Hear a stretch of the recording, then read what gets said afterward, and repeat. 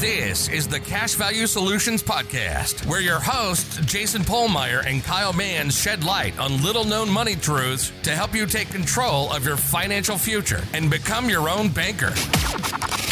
Subscribe, rate, and review the show, and check us out at cashvaluesolutions.com. Hey, everybody. Welcome back to the Cash Value Solutions Podcast this week.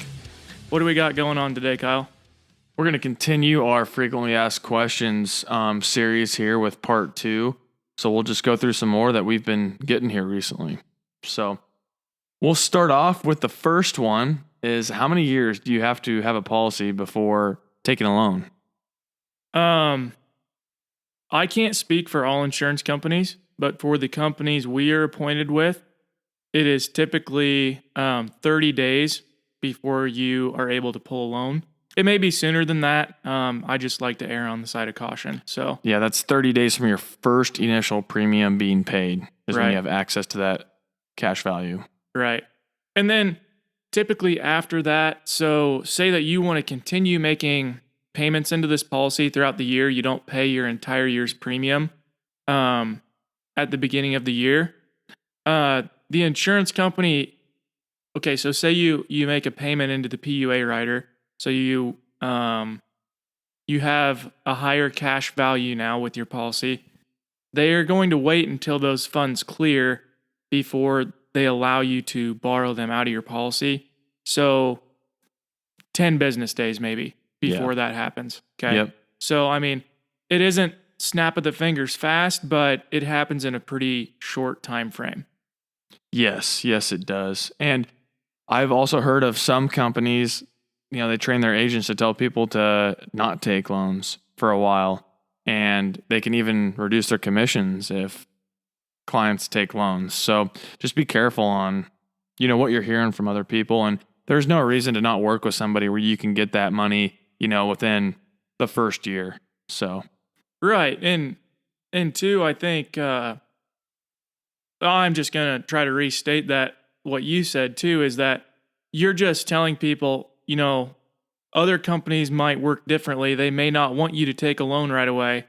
Don't just take that as for the industry as a whole. Yeah. Yep. Okay. Should we move on to the next question? Yes. So, the next question is, so if we put in, let's say $10,000 into this policy, how much of that $10,000 do we have access to, right away? Well, that depends on policy design, doesn't it, Kyle? Yes, policy design, health rating, age. So, that's kind of a tough question to answer. It's going to be different for everybody.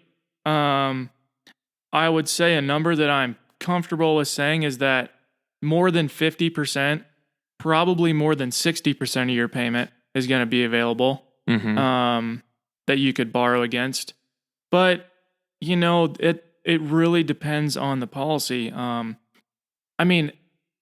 example, if you just have a lump sum of money that you're putting into a policy and you don't plan on funding that policy for very long, that's going to be a situation where we probably put more into the PUA rider and less into the base premium.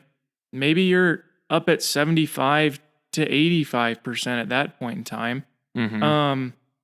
Really, really situation specific there, I would say. And it's going to depend on a lot of things. Sure.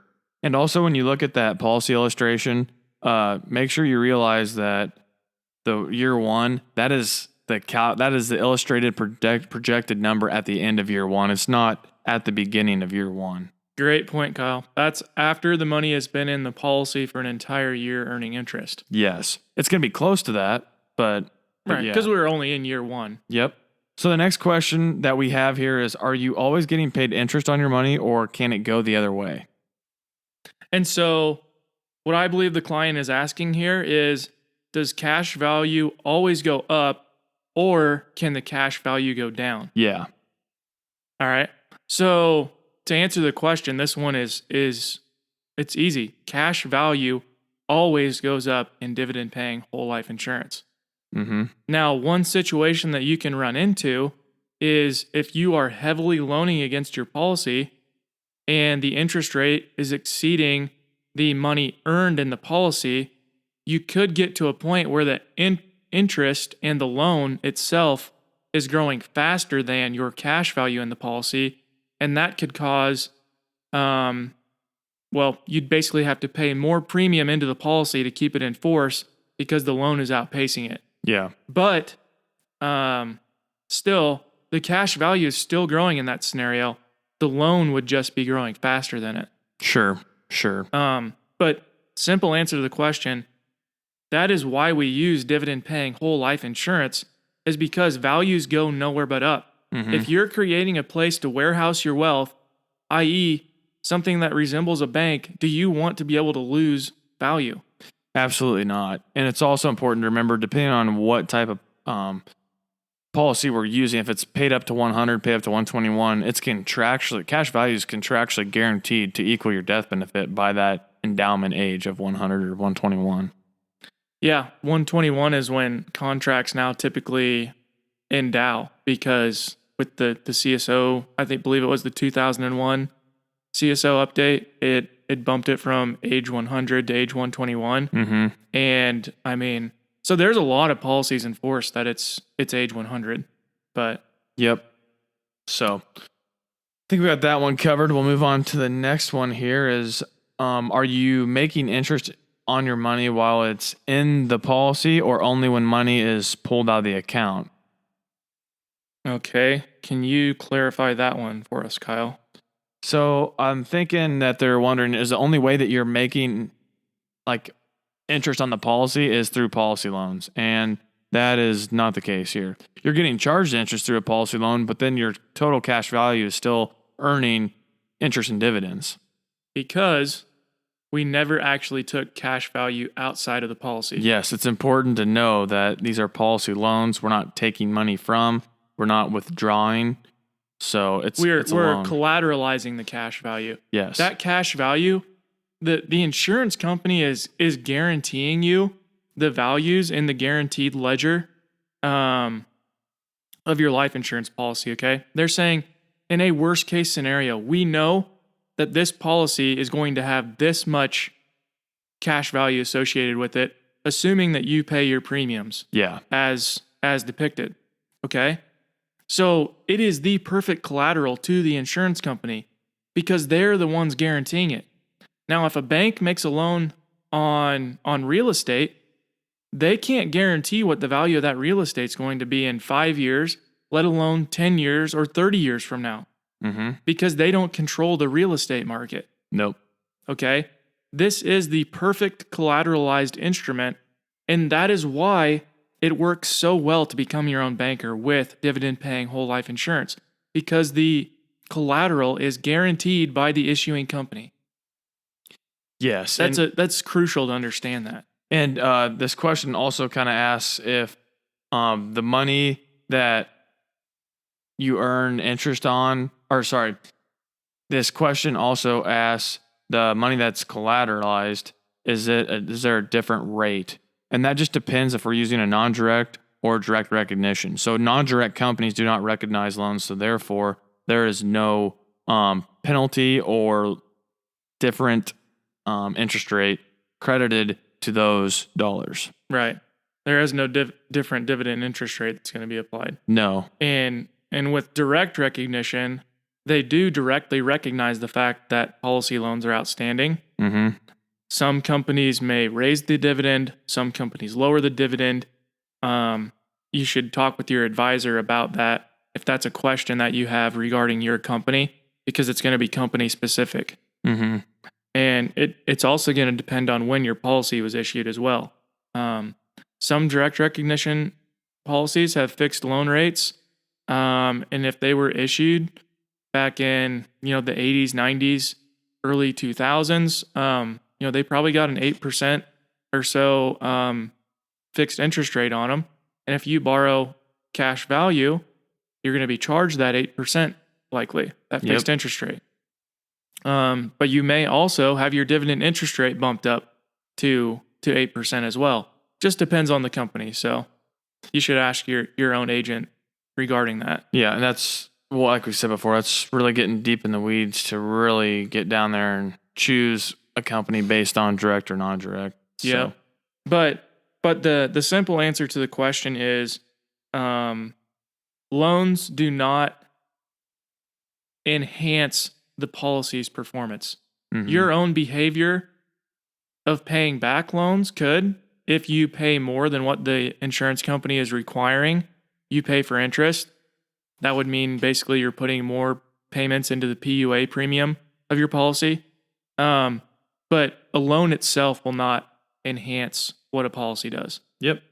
And I just a funny story. I heard this from another licensed agent who, after reading Nelson's book, and listening to Nelson's seminar, they thought, oh, the whole power in this thing is the taking of the loans, and that makes the policies perform better. So they had this astronomical amount of loans that they were taking out, and I'm not kidding you, it was upwards of 100, I think, because they were just taking loans out every 2 weeks on this policy. And the insurance company finally came to them and asked them, "What are you doing?" And just goes to show that there is a lot of education that needs to happen out there in the world. Yeah. And, if it's not a stupid question if you don't know the answer to it. No. If it's a legitimate question, it's not stupid. And there's some stuff online that can make people think that the loan is how you make money. It's not the loan itself that you're making extra money from the policy, from the company. It's what you're doing with that loan you take. It's what you're doing with that loan that you take. Exactly. So it's why you created this system in the beginning. So you had a place that you were guaranteed access to money to be able to do whatever it is, whether that's business for you, whether that's buying property, whether that's just financing a family car or something like that. It's going to be different for everybody. And we one last question we had on this was, what's the dividend? And so, a lot of people aren't sure what the dividend is. Is it like a stock dividend? Is it, what's it like here? And really what it is, it's right now how it's calculated, and this may change with some new laws and rulings that came up, but they use a 4% guaranteed rate. And then they also factor in your age. And we should say that's a gross rate too, Kyle. Yes, it's a gross rate. So that does not mean net 4%. But they use a 4% gross rate, and then they use your age, and then they use mortality in a formula that then calculates dividends along with company profits. And a really simple way to put it is a dividend is a return of premium back to you. That is the classification, yes. The company charged you they said, okay, like this premium that we're charging you, we guarantee you that this will happen on the guaranteed side of the ledger where no dividends are paid. But if our performance is better than that, the dividend is like a return of premium. Yes. But it's not just like, okay, I paid $500 for this policy. It only took $400 for this policy for the company to do what it said it was going to do, so I get $100 back, okay? It's not that simple. No. Because they're putting that money to work, buying bonds, investing in business and different things, okay?